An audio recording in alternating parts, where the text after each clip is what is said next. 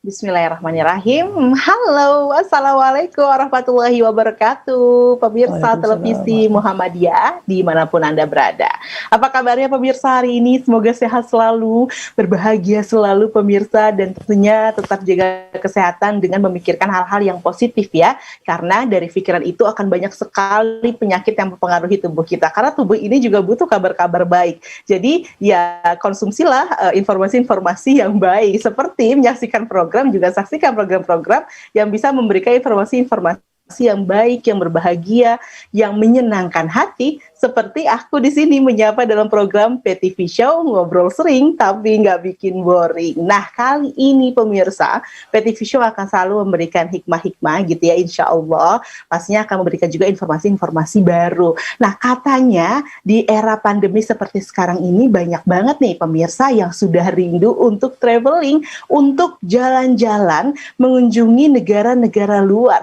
Katanya juga berbagai alasan ini yang mempengaruhi orang atau memotivasi seseorang untuk jalan-jalan adalah mereka ingin belajar dari sebuah negara lain pastinya ya, bukan negara asal mereka.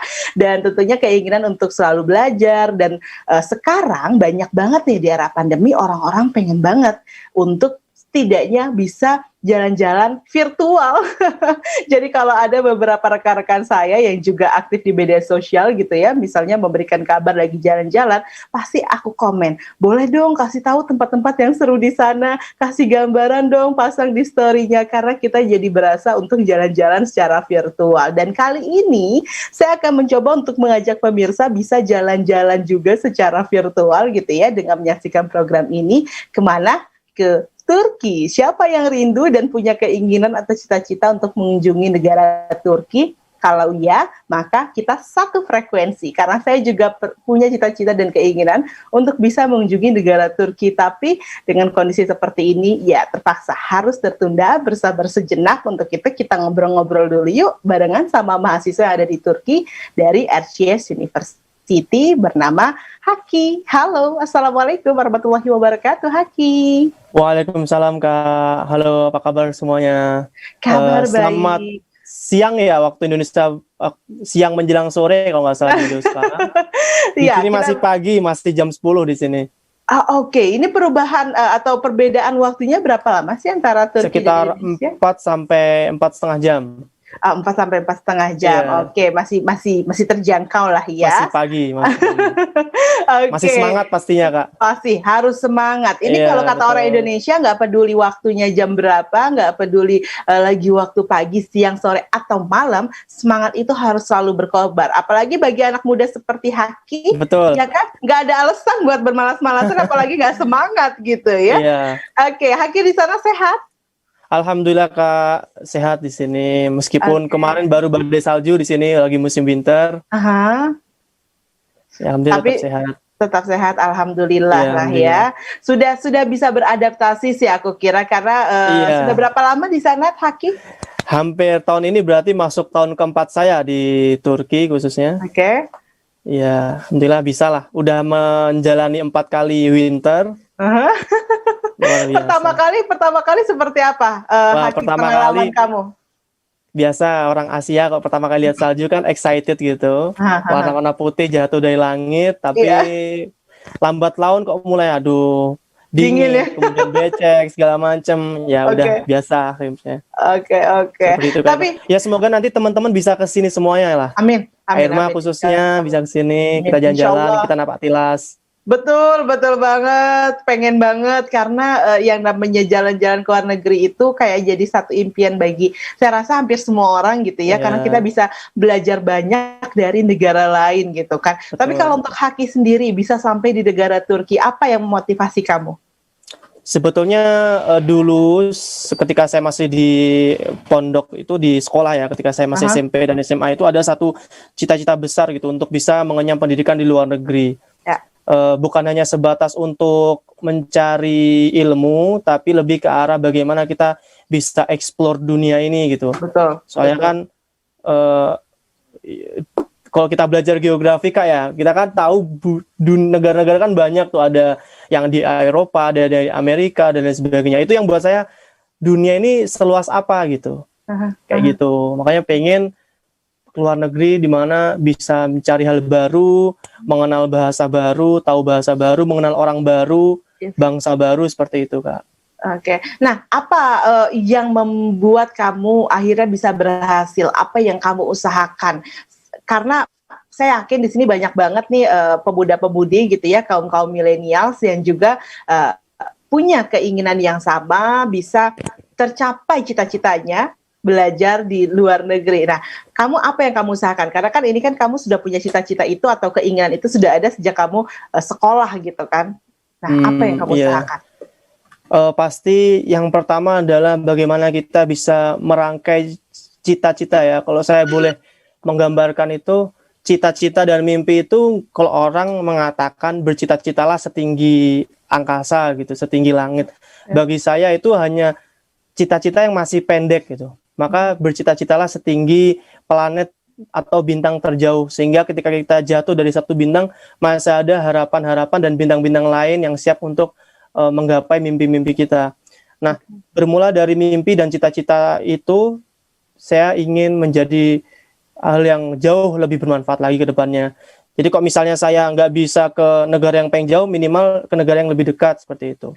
Gitu. Pasti ada jatuh bangunnya, Kak, di situ. Sampai akhirnya saya bisa ke Turki seperti itu. Oke.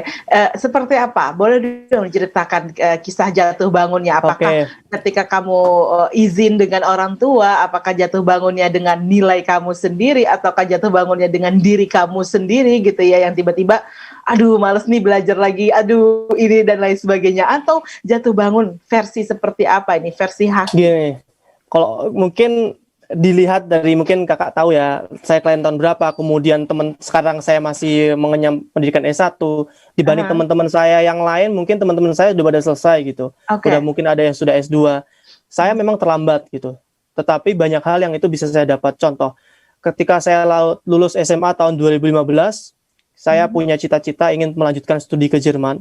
Kenapa saya ingin melanjutkan studi ke Jerman? Pertama, karena melihat Jerman itu adalah negara yang maju dengan bidang teknologi dan lain sebagainya, sehingga ketika saya kuliah di sana harapannya bisa membuat hal yang baru dari segi teknologi dan lain sebagainya, Kak. Kemudian salah satu semangat saya kenapa saya ingin lebih pergi ke negara barat daripada negara timur, karena saya yakini saya berasal dari pesantren.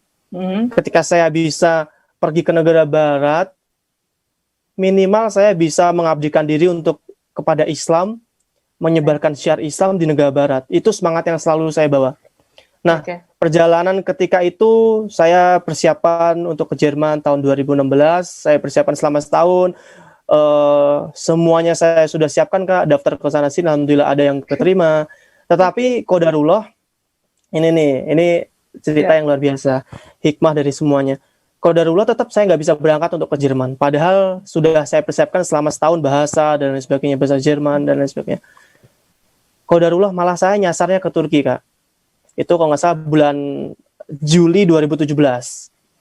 Nah, padahal di awal saya sebelum ke Jerman itu, tahun 2014 itu, saya pengen banget ke Turki untuk melanjutkan studi di Turki. Karena melihat peradaban Turki itu sangat luar biasa sekali. Seperti itu. Nah, entah kenapa, saya kok bisa berubah pikiran tuh, Kak. Berubah pikiran yang awalnya pengen ke Turki, jadi pengen ke Jerman. Entah kenapa, saya lebih fokus ke Jerman, terus sampai di titik saya nggak bisa berangkat. Itu bayangin, semua sudah disiapkan. Kalau dibilang rugi waktu, rugi tenaga, rugi materi juga, itu lumayan, Kak, setahun itu di Jakarta. Akhirnya malah nggak jadi juga, nggak berangkat juga. Nggak bisa berangkat, bukan nggak jadi, nggak bisa berangkat gitu. Kenapa? Kenapa? Bisa diceritakan nggak? Nah ini, karena dulu saya berasal di pesantren, sedangkan Jerman itu punya regulasi di mana semua ijazah itu harus berasal dari negara. Hal-hal yang berbau Islam itu sedikit gimana ya? Ya, butuh upaya ekstra ya, butuh upaya ekstra. Itu akhirnya. Kebetulan ketika itu ada teman saya yang di Turki, saya langsung kontak ke Turki gimana gitu, langsung saya kontak teman-teman saya. Akhirnya tahun 2017 saya memutuskan Bismillah, kurang dari 2 bulan untuk pergi ke Turki. Jadi masa pendaftaran kuliah itu sebetulnya udah tutup, Kak, di Turki. 2017 itu sudah tutup. Akhirnya saya pergi ke Turki, persiapan bahasa. Itu pun saya belum ngomong ke orang tua kalau saya gagal ke Jerman. Tahu ketika itu saya ngomong, saya gagal nggak bisa pergi ke Jerman. Itu seminggu sebelum saya pergi ke Turki, saya izin ke ayah. Mohon maaf nggak bisa pergi ke Jerman, ada masalah seperti ini, seperti itu, segala macam. Akhirnya saya jelaskan. Kemudian saya mohon pamit, izin. Akhirnya saya insya Allah minggu depan mau berangkat ke Turki. Ya kayak gitu. Kaget. Kemudian akhirnya saya pamit, saya mau ke Turki gitu. Ya kaget semuanya orang tua. Ke Turki negara mana? Akhirnya saya jelaskan. Habis itu saya langsung berangkat ke Turki. Kemudian ketika di Turki pun juga saya masih harus effort gitu. Harus dengan bahasa, persiapan bahasa selama setahun.